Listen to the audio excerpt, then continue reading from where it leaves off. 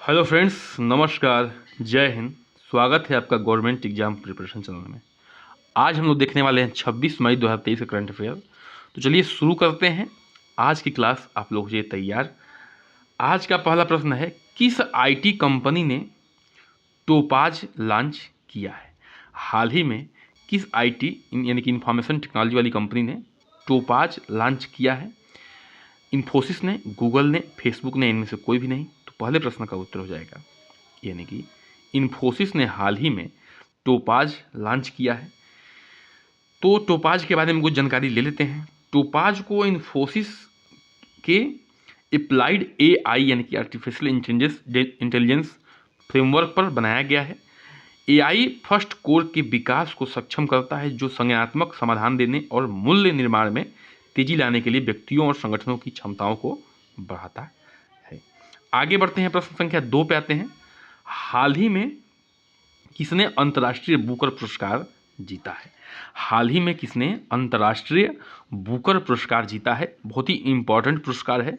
Georgy गोस्पोडिनो ने, राहेल Abbott ने, मार्क एबले ने या के एडहेड ने? तो दूसरे प्रश्न का उत्तर हो जाएगा यानी कि जॉर्जी गोस्पोडिनो ने हाल ही में अंतर्राष्ट्रीय बुकर पुरस्कार जीता है।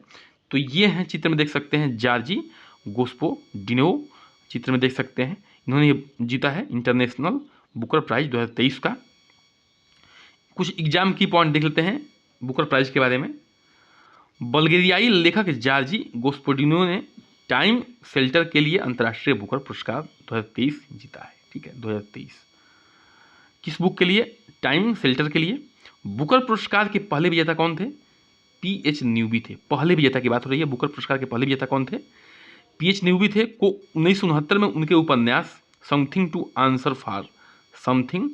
आंसर फॉर के लिए दिया गया था। कब? 1969 में। किसको? पीएच न्यूबी को पहला पुरस्कार।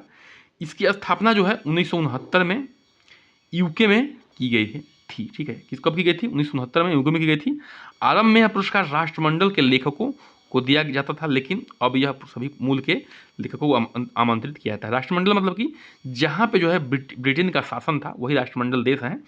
तो शुरू में जो है यह राष्ट्रमंडल देशों को दिया जाता था, लेकिन बाद में जो है यह सभी लेखकों को आमंत्रित करने लगा। मतलब कि सभी लेखकों को, चाहे वो राष्ट्रमंडल देश के हों या ना हो, दिए जाने लगा।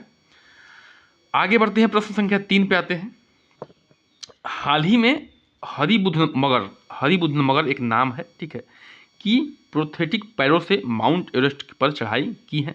वह किस देश के हैं? ठीक है, हरिबुद्ध मगर ने अभी एक पैरालाइज, दोनों पैर उनके नहीं हैं, दोनों पैर उनके कट गए हैं किसी दुर्घटना में। उन्होंने अभी हाल ही में माउंट एवरेस्ट पर चढ़ाई की है।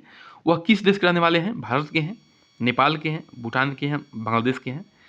तो उसका उत्तर हो जाएगा बी, यानी कि वह नेपाल के हैं। कौन? हरिबुद्ध मगर। तो हरिबुद्ध मगर को देख सकते हैं, यहाँ पे जो है दोनों पैर इनके क्या हैं? कटे हुए हैं, और ये जो है एवरेस्ट पे हाल ही में चढ़ाई किए हैं। प्रश्न संख्या 4 पे आते हैं। GRASE ने कोलकाता में लॉन्च किया है गेन्स 2023 स्टार्टअप चैलेंज। ठीक है, GRASE ने कोलकाता में लॉन्च किया है गेन्स 2023 स्टार्टअप चैलेंज। GRASE क्या है? ठीक है, GRASE क्या है? आईटी कंपनी है, रक्षा शिपयार्ड है, खगोल कंपनी है, इनमें से कोई भी नहीं है। तो जो GRASE जो है, ये है एक रक्षा शिपयार्ड। ठीक है, रक्षा वाली जहाज है। तो इसके बारे में कुछ जानकारी ले सकते हैं। भारत में एक अग्रणी रक्षा shipyard Garden Reach Ship Builders and Engineers, ठीक है, जिसका फुल फॉर्म है GRASE का, कि Garden Reach Ship Builders and Engineers Limited ने कोलकाता में GRASE त्वरित नवचार पोषण की योजना 2023 नामक एक कार्यक्रम शुरू किया है। इस पहल का उद्देश्य क्या है? स्टार्टअप द्वारा जहाज निर्माण में तकनीकी प्रगति के लिए अभिनव समाधानों की पहचान करना और बढ़ावा देना है। इस पहल का उद्देश्य क्या है? स्टार्टअप द्वारा जहाज निर्माण में तकनीकी प्रगति के लिए अभिनव समाधानों की पहचान करना और बढ़ावा देना है। प्रश्न संख्या 5 पे आते हैं। कौन सा राज्य जो है 25 मई से पूरी तरह ई शासित राज्य बन जाएगा? कौन सा राज्य जो है 25 मई से पूरी तरह ई शासित राज्य बन जाएगा? तमिलनाडु, केरल, कर्नाटक, इनमें से कोई भी नहीं। तो उसका उत्तर हो जाएगा 5 का, हो जाएगा बी, यानी कि केरल जो है 25 मई से पूरी तरह ई शासित राज्य बन जाएगा। केरल के जो मुख्यमंत्री हैं पिनरई विजयन ने ऐसी घोषणा की है। तो इंडिया का मैप है, इंडिया का मैप में आप लोग देख सकते हैं। ये है केरल का लोकेशन। केरल की राजधानी क्या है? तिरुवनंतपुरम है। पड़ोसी राज्य के हैं तमिलनाडु और कर्नाटक। इसका जो है जो पश्चिमी सिरा है वो अरब सागर से भी मिलता है। प्रश्न संख्या 6 पे आते हैं। भारत ने किस देश के साथ ग्रीन हाइड्रोजन टास्क फोर्स की स्थापना पर महत्वपूर्ण समझौतों पर हस्ताक्षर किए हैं? भारत ने हाल ही में किस देश के साथ ग्रीन हाइड्रोजन टास्क फोर्स की स्थापना पर महत्वपूर्ण समझौतों पर हस्ताक्षर किए हैं? फिजी के साथ, पपुआ न्यू गियाना, ऑस्ट्रेलिया, इनमें से कोई भी नहीं। 6वें प्रश्न का उत्तर हो जाएगा सी, यानी कि अभी हाल ही में ऑस्ट्रेलिया के साथ जो है समझौता हुआ है। गौरतलब है कि इन तीनों देशों के जो है दौरे पर प्रधानमंत्री जी इस समय चल रहे हैं, तो फिलहाल ऑस्ट्रेलिया में है वो। तो ये वर्ल्ड मैप है, यानी कि विश्व का मैप है। विश्व के मैप में आप लोग देख सकते हैं, यहाँ पे है इंडिया का लोकेशन और ये है ऑस्ट्रेलिया। इन दोनों देशों के बीच जो है ये समझौता हुआ है।